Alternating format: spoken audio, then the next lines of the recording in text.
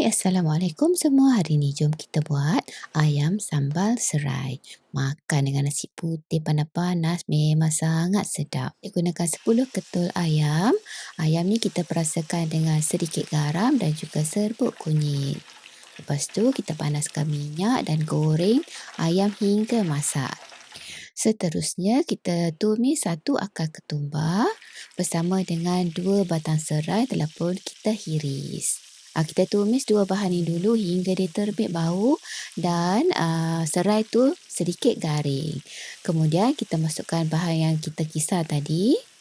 Kita tumis hingga pecah minyak. Setelah tumisan dah cantik, dah pecah minyak macam ni, kita masukkan 3 sudu besar sos tiram ataupun secukup rasalah.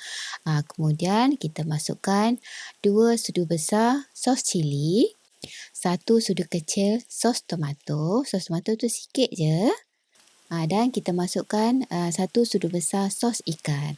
Untuk sos ataupun kuah dia ni saya tak masukkan garam. Kalau suka lebih masin boleh letak sedikit garam. Kita kacau-kacau ataupun kita tumis sebentar. Kemudian kita masukkan 3 helai daun 5 purut bersama dengan 1 labu bawang Holland. Kita kacau sebentar sampai bawang tu nampak sedikit layu. Seterusnya kita masukkan ayam yang telah pun digoreng tadi. Kita gaul rata ayam dengan bahan tumisan ni supaya ayam tu dapat bersalut dengan bahan tumisan. Akhir sekali kita tabur hirisan daun ketumbar untuk hiasan. Gaul-gaul sebentar, dah siap dah kita punya ayam sambal serai. Okey, terima kasih menonton dan selamat mencuba.